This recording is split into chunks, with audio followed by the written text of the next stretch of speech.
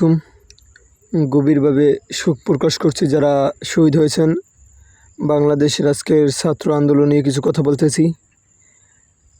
শেখ হাসিনা যেভাবে গভীরভাবে শোক প্রকাশ করলো সেটা দেখে খুবই খারাপ লাগতেছে, তার প্রতিবাদ জানাই। কারণ শেখ হাসিনাকে বলতেছে, আপনি 2 দিন আগে যে বক্তৃতা দিয়েছেন সম্পূর্ণ পুলিশের পক্ষে এবং অন্যায়ভাবে বক্তৃতাগুলো দেওয়া হয়েছে এবং সকলকে রাজাকার বলছেন। আসলে আপনি এটা ঠিক করেন নাই, এজন্য আজকে হাজার হাজার ছাত্র মারা যাইতেছে। কিন্তু আপনি একজন প্রধানমন্ত্রী হয়ে এভাবে কথা বলা উচিত না, ভেবেচিন্তে কথা বলা উচিত। এখন আপনার কানে পানি গেছে, তাই এখন আপনি শোক প্রকাশ করতে আসছেন সবার সামনে। জনগণকে আপনি কী সান্ত্বনা দেবেন?